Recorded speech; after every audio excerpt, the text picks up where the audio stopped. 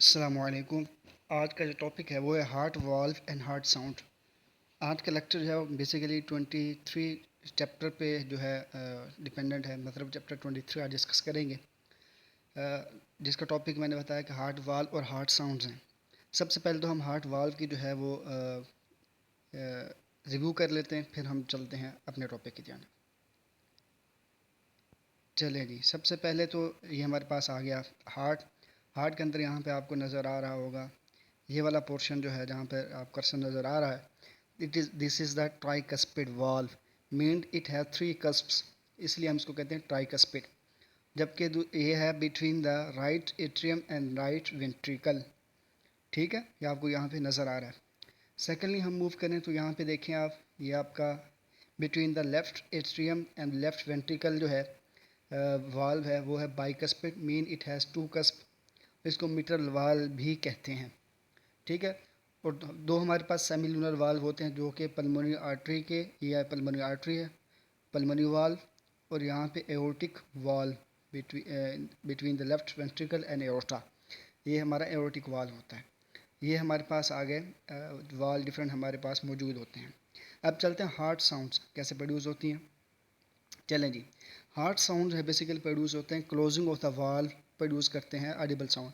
कि जब valve close होते हैं तो आपस में उनके जो फ्लैप्स हैं आकर टकराते हैं, उनके टकराने की वजह से वाइब्रेशन प्रोड्यूस होती हैं, वो ऑडिबल साउंड्स प्रोड्यूस करवा देती हैं।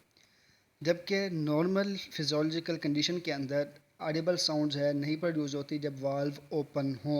ओके, ये बेसिक प्रिंसिपल आपने याद रखना है कि नॉर्मल हमारे हार्ट के अंदर जो साउंड्स प्रोड्यूस हो रही हैं वो प्रोड्यूस होती हैं वाल्व के क्लोज होने की वजह से।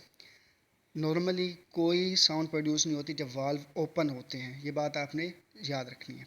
चलें, अच्छा जी, हमारे पास हार्ट साउंड हैं वो 2 तरह की होती हैं। एक आप उसको कहते हैं लब डब। इंग्लिश के अंदर वर्ड है इनके लिए, हार्ट साउंड्स के लिए लब डब। जबकि हम उर्दू के अंदर जो वर्ड यूज़ करते हैं वो धक धक की जैसी आवाज़ हमें सुनाई देती है, हमारे उर्दू के अंदर ये अल्फाज यूज़ होते हैं।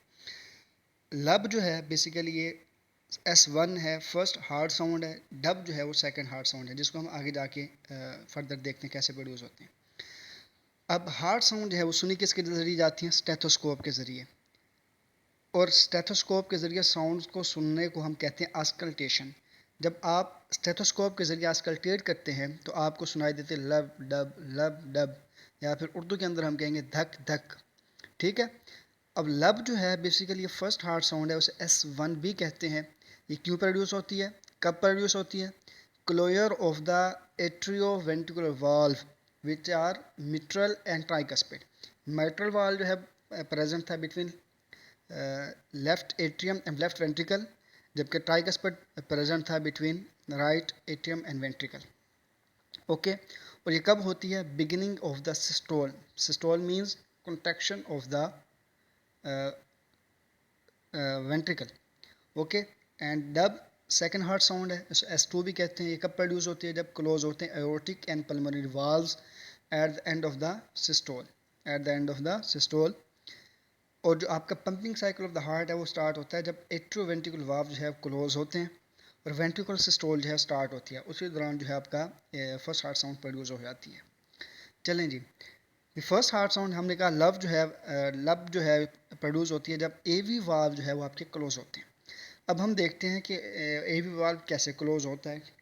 या आपने वैसे पहले भी कार्डियक साइकिल के अंदर पढ़ा होगा कि आपके अंदर क्या होता है कि एट्रिया से जो है ब्लड जो है, यहाँ पे देखें जब ओपन है तो ब्लड जो है आ रहा है एट्रिया से वेंट्रिकल की तरफ। उस दौरान जो है कॉर्डेट टेंडनाइट जो स्लैक हैं, लूज हैं। ओके, तो जब जो हमारे पास एट्रियल कंट्रैक्शन कंप्लीट हो जाती है और नीचे वेंट्रिकल आपका फिल हो जाएगा, तो ये जो है आपके वाल्व जो है क्लोज होना स्टार्ट हो जाएंगे। अब ये क्लोज कैसे होंगे?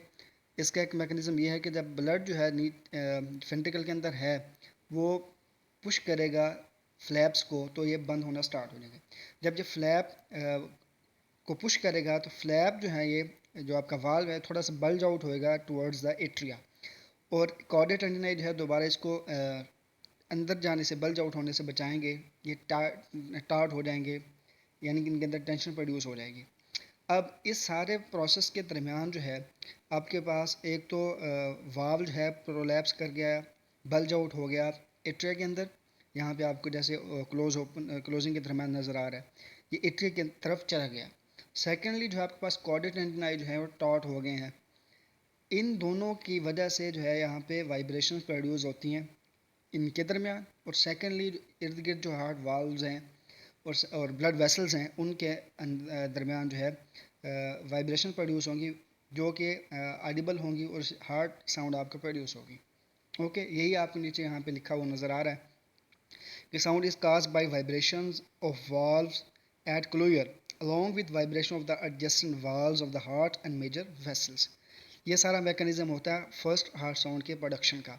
सेम इसी तरह का मैकेनिज्म होगा आपका सेकंड हार्ट साउंड की प्रोडक्शन के अंदर। चलते हैं आगे कि contraction of the ventricle first causes sudden back flow of the blood in the AV valve, tricuspid हो या मिट्रल वाल्व हो, causing them to close and bulge toward the atria. और जब ये बैक फ्लो होता है ब्लड का, ये आपका जो वाल्व है उसको एट्रिया की तरफ धकेल देता है, और कॉर्डेट ने इसको बल्जिंग से रोक रहे होते हैं। ओके, और इलास्टिक टार्टनेस जो है कॉर्डेट एंटेनाई की, वो ब्लड को जो है वापस धकेल देती है again into the ventricle. These vibration travel through adjacent tissue to the chest wall, can be heard as sound by stethoscope। This is a mechanism of first heart sound production। Second heart sound dub जो है S2 closure, S2 उसको कहते हैं dub को, कब produce होती है जब आपका एओर्टिक और पल्मोनरी वाल्व जो है क्लोज हो जाते हैं। ये भी सेम मैकेनिज्म होता है कि यहाँ पे क्लोजर होते हैं एओर्टिक एंड पल्मोनरी वाल्व की at the end of the systole. जब आपके सेमिनल वाल्व जो हैं क्लोज हो जाते हैं जो कि पल्मोनरी और एओर्टिक वाल्व्स हैं, तो आपके वाल्व जो है बल्ज करते हैं वेंट्रिकल की तरफ, क्योंकि इनके जो मूवमेंट है, सर्ज है। मिसाल के तौर पर ये आपका फॉर एग्जांपल ये पल्मोनरी वाल्व है, मैं इस तरह थोड़ा ड्रा करके दिखा रहा हूँ। ये आपका फॉर एग्जांपल वेंट्रिकल वाली साइड है। जब इस तरफ से प्रेशर पड़ेगा ब्लड का, तो ये जो आपका वाल्व है इस तरफ बल्ज आउट होगा, इस तरफ आएगा। ओके, इसी चीज़ को जो है ये यहाँ पे जिक्र कर रहा है। चलें जी, जब सेमिनल वाल्व क्लोज होंगे तो bulging of the valve towards the ventricle and their elastic stretch recoils the blood back into the artery। वो दोबारा आर्टरीज के अंदर जो है ब्लड को फेंक देगा, causing a short period of reverberation of blood back and forth between valves of the arteries and seminal valves and ventricular valves। उसके दरमियान जो है ब्लड के बैक एंड फोर्थ मूवमेंट है, रिवर्बरेशन है, वो जो है साउंड प्रोड्यूस करेगी सेकेंड हार्ट विच इज़ दब और S2। The second heart sound has a higher frequency than the first heart sound for two reasons। कि जो आपका सेकेंड हार्ट साउंड है इसकी फ्रिक्वेंसी ज़्यादा होती है, उसकी दो रीजंस हैं। कौन कौन सी? सबसे पहले जो ये कि सेमिनल वाल्व जो है are more taut than the AV valve, कि सेमिनल वाल्व जो है वो ज़्यादा टेंशन वाले होते हैं AV वाल्व से। जब इसके अंदर टॉर्क ज़्यादा है, टेंशन ज़्यादा है, इट मीन्स इलास्टिक रिकॉइल भी ज़्यादा होगी, इलास्टिसिटी भी ज़्यादा होगी। इलास्टिसिटी की आपने डेफिनेशन पढ़ी थी, वो आपको याद होगी कि रिकॉइल बैक हो जाना, जितनी जल्दी जो है रिकॉइल बैक हो जाएगा उतनी इलास्टिसिटी होती है। क्योंकि ये टॉर्क ज़्यादा है, टेंशन ज़्यादा है, इसलिए ये रिकॉइल जल्दी कर जाएंगे। सेकंड जो है आर्टीरियल वाल्व जो है ज़्यादा इलास्टिक होती हैं और टॉर्क होती हैं, वही बात। That provide the principal vibrating chamber for the second sound. जबकि जो आपके वेंटिकल्स होते हैं लेस इलास्टिक होते हैं और लूज़र होते हैं। इसी वजह से जो है आपका जो सेमिनल वाल्व के साउंड की फ्रिक्वेंसी ज़्यादा होती है और शार्ट ड्यूरेशन के लिए होती है। आगे देखते हैं हम इसको। Duration and pitch of the S1 and S2 heart sounds. आपके लब और डब जो है इनकी ड्यूरेशन और पिच क्या होती है, इसको हमने देखनी है। ठीक है जी। और जो आपका हार्ट साउंड है एदर S1 है या S2 है, ये 0.10 सेकंड से ज़्यादा होता है। मिसाल यहाँ पे लिखा हुआ है ड्यूरेशन दोनों की, S1 की 0.14 सेकंड है जबकि S2 की 0.11 सेकंड है। इट मीन S2 की जो ड्यूरेशन है वो समाल है, S2 इज़ शॉर्टर, जबकि S1 इज़ लॉन्गर ड्यूरेशन, उसकी ड्यूरेशन जो है वो ज़्यादा है। ये क्यों है? क्योंकि सेमिनल वाल्व जो ज़्यादा टॉट हैं, उनके अंदर इलास्टिसिटी ज़्यादा है, वो जल्दी जो है वाइब्रेटिंग फेज से वापस रेस्टिंग फेज के अंदर आ जाते हैं। They close and vibrate in a shorter time. Okay, इस वजह से जो है इसका ड्यूरेशन जो है वो कम होता है, फ्रिक्वेंसी ज़्यादा होती है. The audible range of frequency in the S1 and S2 begins at the lowest frequency the air can detect. It 40 to 520 cycles per minute कह लें. ओके, साइकिल पर सेकंड. ठीक है जी, ये इसकी फ्रिक्वेंसी होती है. और तकरीबन 40 टू 500 साइकिल पर सेकंड जो है ये नॉर्मल है. अगर आप बग़ैर किसी अपरेटस के सुन रहे हैं, अगर आप स्पेशल इलेक्ट्रॉनिक अपरेटस लगाएं तो ये 30 टू 20 साइकिल्स पर सेकंड तक जा सकती है. ये ग्राफ के अंदर यहाँ पे शो करवाया गया.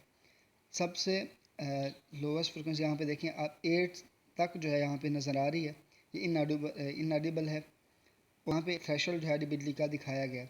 8 से 32 यहाँ पे तकरीबन 500 समथिंग तक जो है ये आपके हार्ट साउंड जो है वो जाती हैं, आइदर इन द नॉर्मल और इन द एबनॉर्मल साउंड्स.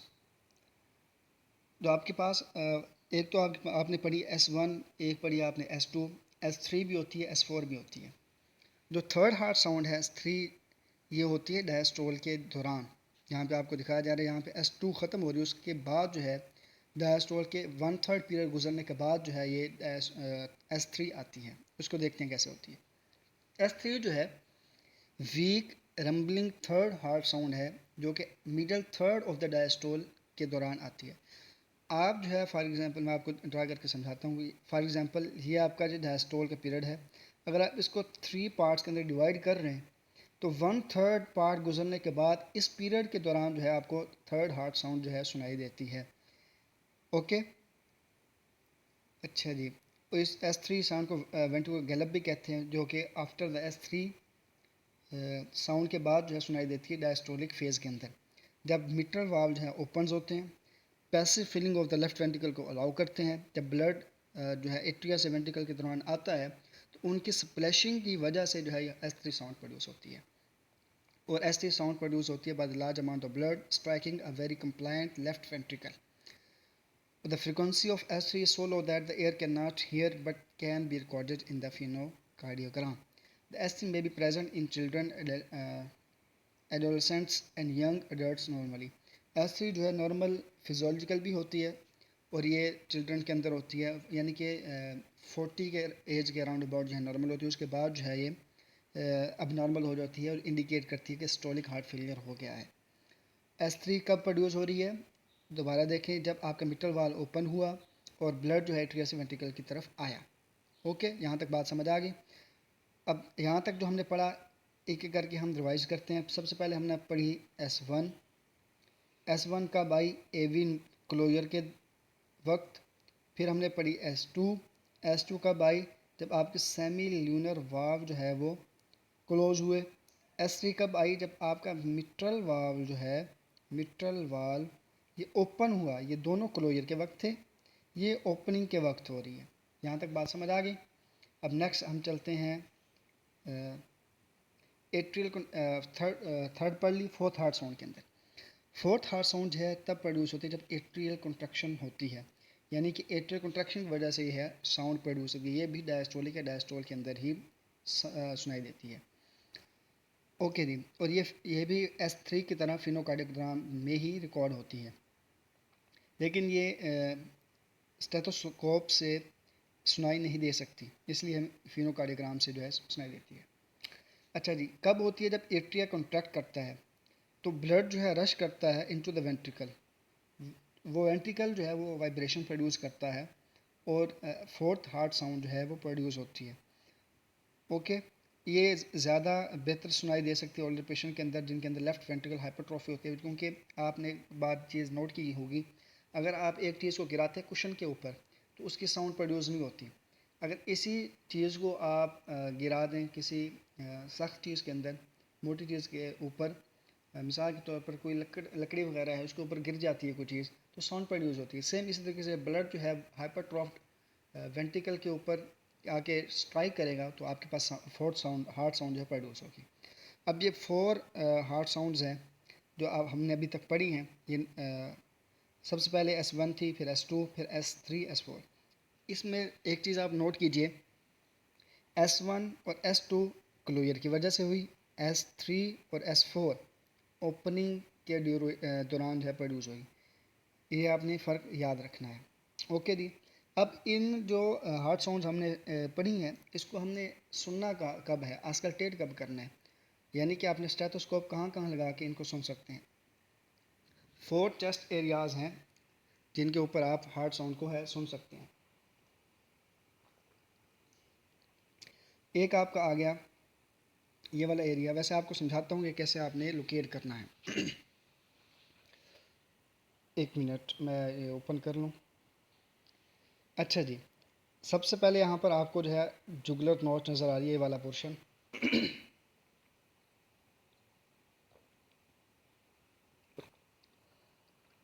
अगर जुगलर नॉच पर आपने क्या रखनी है, अपनी फिंगर नीचे आएंगे, नीचे आते आते आपको थोड़ा सा बल्ज फील होगा, थोड़ा सा आउटवर्ड स्टर्नम फील होगी। ठीक है, इस स्टर्नम को हम कहेंगे जुगलर नॉच।